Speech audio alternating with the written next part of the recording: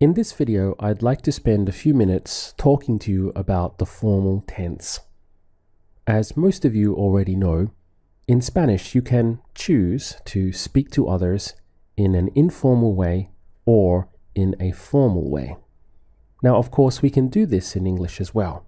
For example, you can choose not to use slang words. You can be more careful with your word selection, and you can choose a higher, more refined kind of vocabulary. Now, this happens in Spanish as well, but they take it one step further. When you speak formal Spanish, the verb endings actually change. So there's never any doubt when someone is speaking to you in a formal way versus an informal way. It's always very clear because it's indicated by the endings of the verbs. Now, the good news is that formal Spanish is actually quite easy to do. So if we take our three power verbs here of quiere, tiene, and puede, we know that these work for he, she, and it, but they will also work for you when you are speaking in a formal way to someone else. And that rule never changes. Whenever you want to address someone in formal Spanish, whatever you use for he, she, and it with verbs, you can also use for you formal. So let's take a couple of examples. Here we have a question. ¿Quiere comer aquí? Now, normally this would mean, does he or does she want to eat here? But it could also be used for, do you want to eat here, when you are speaking formally to someone else. Another question could be, ¿Puede hacerlo para mí mañana? So this could mean, can he or can she do it for me tomorrow? However, if you wanted to speak to someone directly in formal Spanish, this can now also mean, can you do it for me tomorrow? So here again you see the basic rule. Whatever you use for he, she, or it with verbs, you can also use for you when speaking formal Spanish. A common question is, when should you use formal Spanish?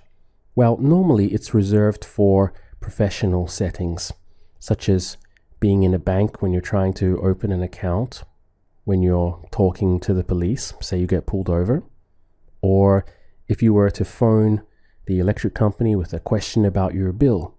So these are all professional settings where most people, including native Spanish speakers, will switch into formal Spanish. Now, what happens if you don't use formal Spanish in those types of settings? Well, pretty much nothing. People understand that this is not your native language, and they will make massive allowances for that. That's been my experience, having lived in a Spanish-speaking country for the past 9 years.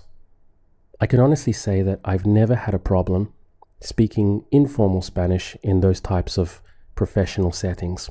In fact, very often the person that you're talking to will start speaking back to you in informal Spanish as well.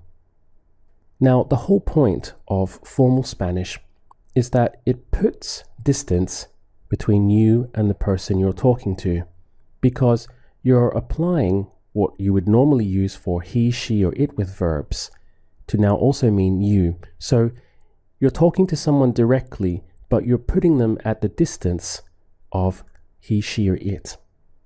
And in this way, you're achieving a kind of arm's length distance from them.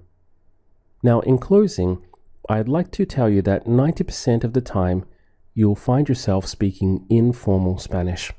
It's only really about 10% of the time that you'll need to switch into formal Spanish, or that it would be preferable to switch to formal Spanish.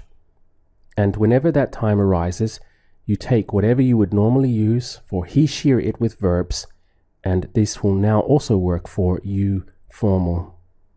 Later on in the course, I'll do a complete module on formal Spanish so that you'll get to practice actually using it in sentences for yourself. But this video was just to introduce you to the idea of this difference between formal and informal Spanish.